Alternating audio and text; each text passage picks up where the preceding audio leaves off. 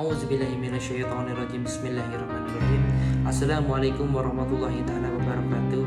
Alhamdulillahirabbil alamin bi ni'mati iman wal islam. Asyhadu an la ilaha illallah wa asyhadu anna Muhammadar Rasulullah. Allahumma shalli ala sayyidina Muhammad wa ala ali sayyidina Muhammad kama shallaita ala sayyidina Ibrahim wa ala ali sayyidina Ibrahim wa barik ala sayyidina Muhammad wa ala ali sayyidina Muhammad kama barakta ala sayyidina Ibrahim wa ala ali sayyidina Ibrahim bil alamin innaka Hamidum Majid. Qala Rasulullah sallallahu alaihi wasallam, a'udzubillahi minasyaitonirrajim. Bismillahirrahmanirrahim. Balighu anni walau ayah. Shadaqallahul adzim, yang artinya sampaikanlah walau hanya satu ayat. Pertama-tama marilah kita panjatkan puji dan syukur kehadirat Allah Subhanahu wa taala, karena dengan kudrat iradatnya alhamdulillah wa syukurillah wa nikmatillah saat ini kita masih diberi kepercayaan umur oleh Allah Subhanahu wa taala. Semoga kita semua selalu ada dalam lindungan dan ridhonya Allah Subhanahu wa taala, dan juga semoga kita semuanya selalu mendapatkan rahmat dan maghfirahnya Allah Subhanahu wa taala. Amin Allahumma amin. Salawat serta salam semoga selalu dicurah limpahkan kepada pahlawan revolusi Islam sedunia, yaitu baginda Nabi Muhammad sallallahu alaihi wasallam, kepada para keluarganya, kepada para sahabatnya, kepada para tabi'in-tabi'innya, sampai kepada kita semua selaku umatnya yang insyaallah selalu turut dan patuh kepada ajarannya. Amin Allahumma amin. Sebelumnya izin memperkenalkan diri, nama saya Muhammad Akbar Ramdhani dengan NPM 2012210 dari Prodi Informatika. Di sini saya akan mengerjakan tugas evaluasi tengah semester dari mata kuliah Pendidikan Agama Islam 4 dengan dosen pengampu Bapak Budi Jatmiko, yang tugasnya itu membuat video menjelaskan kembali apa yang telah dipelajari.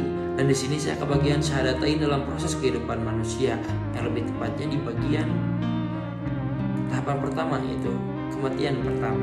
Baik, langsung kita bahas saja. Syahadatain dalam kehidupan manusia adalah syariat yang sangat urgent, karena dengan syariat ini manusia ditentukan nasibnya di hari akhir.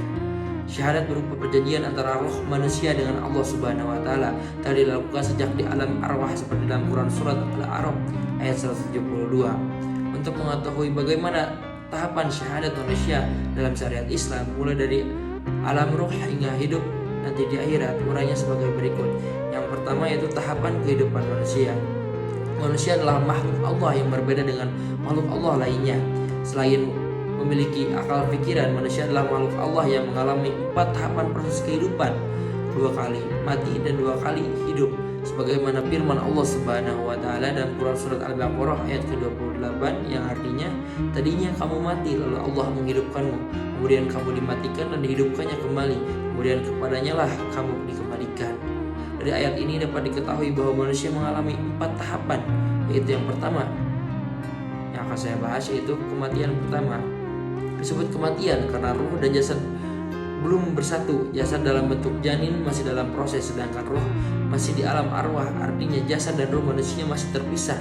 Proses pembentukan jasad sebagaimana firman Allah dalam Quran surat Al-Mu'minun ayat 14, yang artinya, kemudian kami telah menciptakan manusia dari suatu saripati yang berasal dari tanah, kemudian kami jadikan saripati itu air mani dalam tempat kokoh atau rahim, kemudian air mani mutfah itu kami jadikan segumpal darah atau alaqah, lalu segumpal darah itu kami jadikan segumpal daging atau bisa disebut mudghah, dan segumpal daging itu kami jadikan tulang belulang, lalu tulang belulang itu kami bungkus dengan daging, kemudian kami jadikan dia makhluk yang berbentuk lain. Maka Maha Suci Allah, pencipta yang paling baik. Dalam hadis Nabi dari Abu Abdurrahman Abdullah bin Mas'ud radhiyallahu anhu, Rasulullah sallallahu alaihi wasallam berkata, sesungguhnya tiap-tiap kalian dikumpulkan ciptaannya dalam rahim ibunya selama 40 hari berupa mutfah atau air mani yang kental, lalu menjadi alaqah atau segumpal darah selama itu pula, lalu menjadi mudghah atau segumpal daging selama itu pula. Kemudian Allah mengutus malaikat untuk meniupkan ruh kepadanya dan mencatat 4 perkara yang ditentukan, yakni rezeki, ajal, amal, dan sengsara bahagianya. Hadis riwayat Bukhari dan Muslim. Berdasarkan firman Allah dan hadis Nabi tersebut, manusia selama proses pembentukan jasad mengalami 3 tahapan, yaitu yang pertama tahapan mutfah. Tahapan ini setelah janin manusia dibuahi oleh sel sperma berproses berubah menjadi mudghah, diperlukan waktu kurang lebih 40 hari. Yang kedua yaitu tahapan alaqah. Alaqah berupa gumpalan darah berproses menjadi gumpalan daging, diperlukan waktu kurang lebih 40 hari. Yang terakhir adalah tahapan mudghah atau gumpalan daging, telah berupa jaringan anggota tubuh misalnya kepala, tangan, kaki, dan sebagainya. Setelah usia 40 hari, sempurnalah anggota tubuh manusia termasuk denyut jantung. Saat inilah roh manusia dimasukkan dan jadilah makhluk yang baru atau kholqan. Proses ini dapat menjadi peringatan bagi manusia untuk direnungkan sebagaimana firman surat. Proses ini dapat menjadi peringatan bagi manusia untuk direnungkan sebagaimana firman Allah Subhanahu wa taala dalam Quran surat An-Nahl ayat 4 yang artinya Dia telah menciptakan manusia dari mani. Selain untuk direnungkan proses kejadian manusia di alam rahim tersebut, ada peristiwa yang sangat penting, yaitu ketika ruh akan dimasukkan ke dalam jasad manusia. Allah mengadakan perjanjian dengan ruh tersebut. Pengambilan janji antara ruh manusia dengan rohnya diabadikan oleh Allah dalam Quran surat sebagai berikut. Dalam Quran surat Al-A'raf ayat 172 yang artinya, dan ingatlah ketika Tuhan mengeluarkan keturunan anak-anak Adam dari sulbi mereka dan Allah mengambil perjanjian yaitu syahadat mereka atas jiwa-jiwa mereka berkata, alastu birabbikum, yang artinya bukankah ini aku Tuhanmu? Mereka menjawab, betul, kami bersaksi. Perjanjian ini dilakukan agar pada hari kiamat kamu tidak mengatakan sesungguhnya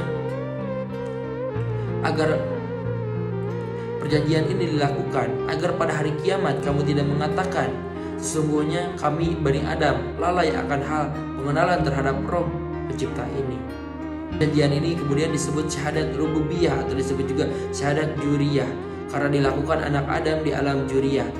Syahadat ini dilakukan oleh roh manusia dengan Tuhannya. Setiap manusia keturunan Adam atau Bani Adam mengalami proses syahadat atau perjanjian ini, tidak peduli apakah dia dikandung oleh ibu yang beragama primitif, Yahudi, Hindu, aliran kepercayaan atau orang ateis sekalipun.